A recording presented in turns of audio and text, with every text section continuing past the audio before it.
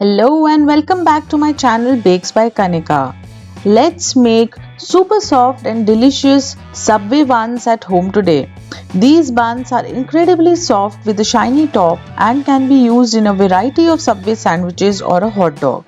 But before we begin the recipe, please subscribe to my channel and press the like button. This helps me going. So let's begin the recipe. For this recipe, we will be taking all-purpose flour or maida.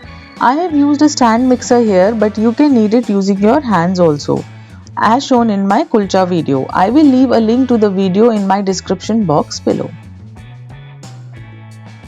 Now we will add milk powder,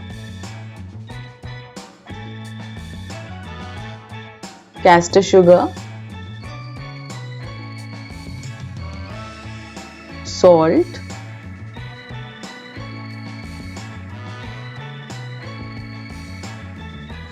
and then instant yeast. Now we will mix all the ingredients together, that is we will mix all the dry ingredients together using a whisk.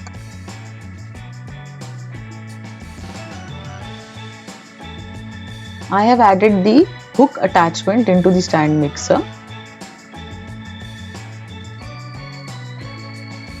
Now we will add ice cold water. So I always use cold water in kneading bread dough, as it helps in neutralizing the hot temperature which develops while kneading the dough.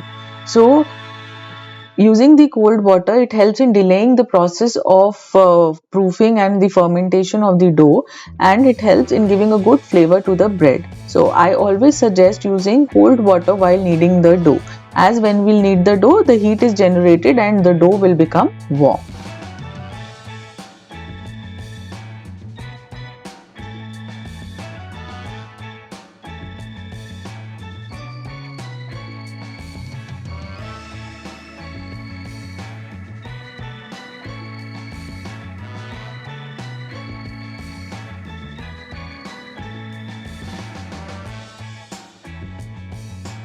After 5 to 7 minutes of kneading, the dough will become very soft and will become very smooth and elastic. Also, it will become very non-sticky when touched.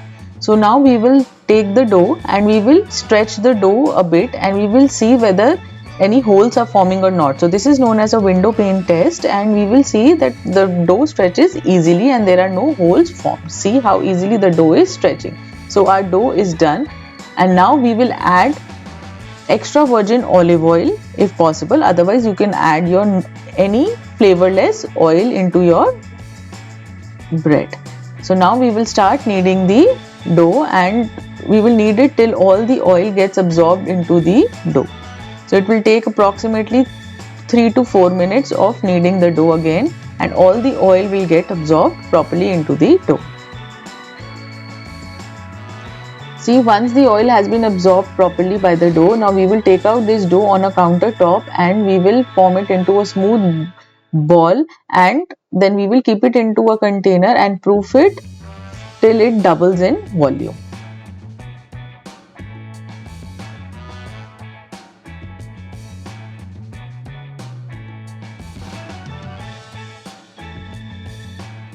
So now we will take the same kneading bowl and we will apply oil on all sides of the container, so that during proofing the dough doesn't stick to your container. So apply liberally the oil on all surfaces and also on the dough.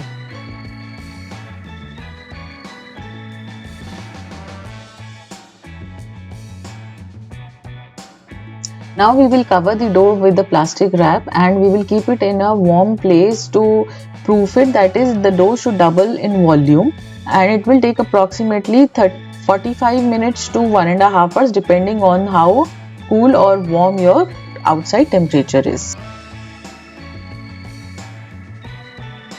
See how beautifully the dough has risen to double its volume. We should make sure that the dough doesn't rise more than double its volume, otherwise your dough will be overproofed. So please keep this in mind. So now we will take out the dough on the countertop and we will cut equal size portion of the dough.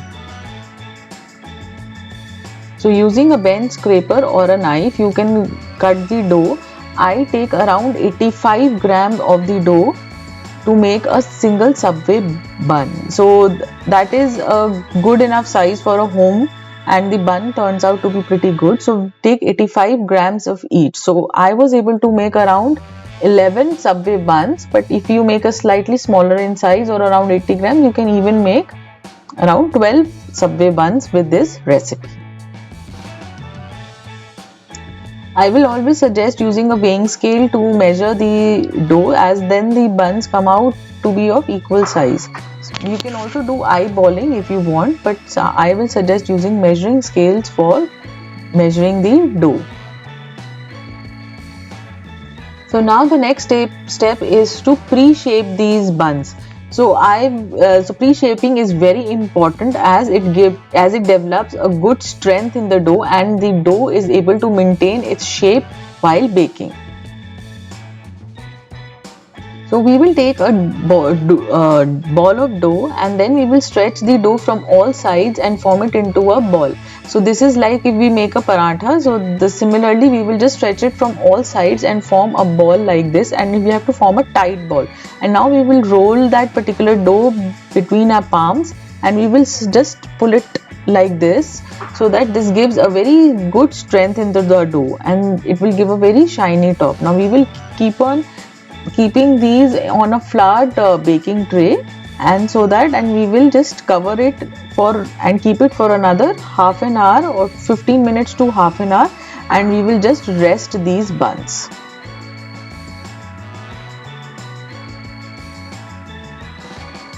So now the buns have rested properly. So now we will take each piece of this dough, and we will now start the final shape. So now we will take this dough and we will put it upside down, and using your fingers very lightly we will just press this particular dough, and we will make it into a long shape or a kind of a irregular rectangle.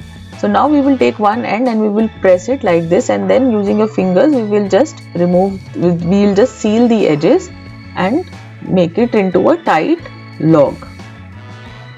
So we will just keep on rolling the dough like this as shown here, and we will just keep on sealing the ends, and we will just keep on rolling till we come at the end.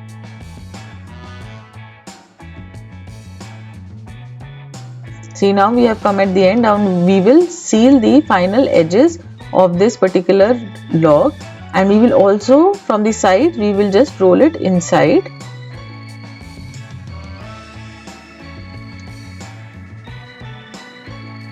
See, so from the sides also we will just tuck it inside, and then we will roll it using your palms with a very light hand, and then we will just elongate the dough. So when you will roll it using your hands, it will elongate and become into a sub shape. So see how a sub sandwich.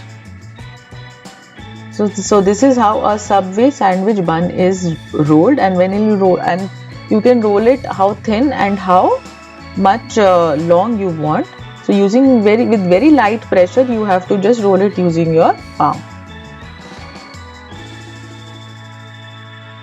Now similarly, after doing all the doughs, we will just put it on a baking tray lined with the parchment paper, and then we will just leave some gap in between the buns, so that when it rises and when it proofs, and when it finally bakes in the oven, it will have some space to expand. So now we will cover this tray with a cling foil, and then we will keep it in a warm place till it doubles in size. So this will usually take for half an hour. So in the meantime, you can just preheat your oven to 220 degrees Celsius with both the rods, top and the bottom rods on. So now the buns have risen beautifully, and they look quite puffy and well risen. So we will now brush these buns with the milk, plain milk. So this milk gives a very good brown color to the bread, and it is a good replacement of an egg wash which we usually put on buns. So now we will put milk. So we'll just brush plain milk on top of your buns.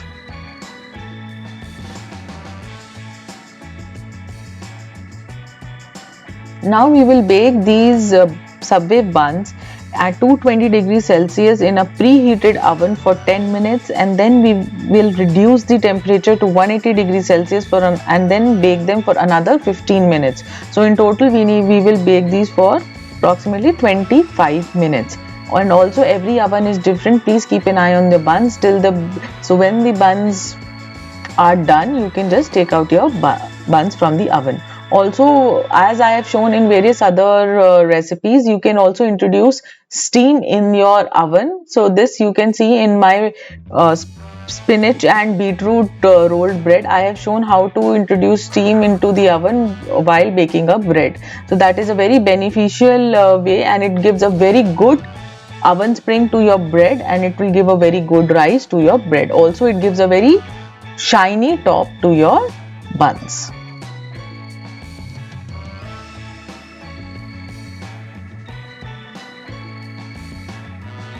Now the buns are out of the oven, and we will immediately brush them with melted butter. So this will help in making your Subway bun slightly soft when it cools. So we will just apply brown butter. It gives a very good shine to your buns, and also it will help in softening the buns. Now we will immediately remove these buns on a wired rack, and we will allow them to cool. If you leave your buns on the baking tray with the parchment paper, the buns might become soggy from the bottom. And also use these buns only when they have cooled completely. Otherwise, the cooking in the buns will not have been completed, and it will become slightly fudgy and not cooked properly. So get a very good crumb. You need to always cool your bread for at least half an hour to 1 hour, or till your bread cools down completely, and then only serve your bread. Also, during the process of your cooling the bread, you can put a wet muslin cloth on top of the bread and cover it, so that it helps to cool down the bread, and also helps in maintaining the moisture of the bread, and the bread doesn't dry out while cooling. So I hope you enjoyed the recipe and will give it a try. Also, please don't forget to subscribe my channel and press the like button for watching more such beautiful recipes. So bye for now till we meet again. See you. Bye bye.